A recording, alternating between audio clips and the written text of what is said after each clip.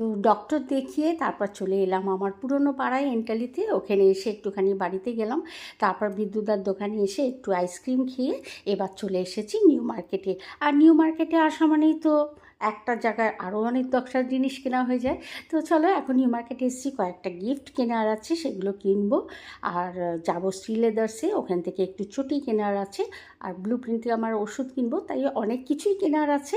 সাথে তো টুকিটাকি আরও জিনিস কিনবো। তো চলো নিউ মার্কেটে আসবো আর কেনাকাটা করবো না, এটা তো হতেই পারে না, তাই না? লোভ সামলানো যায় না। আর আমরা মেয়েরা তো এগুলোই কিনতে ভালোবাসি, তাই না বলো?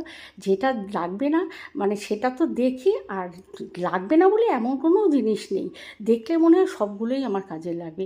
তো তার মধ্যেই যেটা যেটা দরকার সেরকম কিনে নিই। আর নিয়ে তারপরে এবারে একটু ব্যাগ দেখছিলাম, দেখো এখানে বাচ্চাদের কী সুন্দর সুন্দর ব্যাগগুলো। তো এর আগেও ওই পাশের দোকানগুলোতে দেখছিলাম, কিন্তু জোজো বারণ করলো, বললো এর আগেও তুমি ব্যাগ কিনে দিয়েছো, ও একটু বড় হোক, এখন বরঞ্চ অন্য কিছু নাও। সেই জন্য আমি আর ব্যাগটা নিলাম না।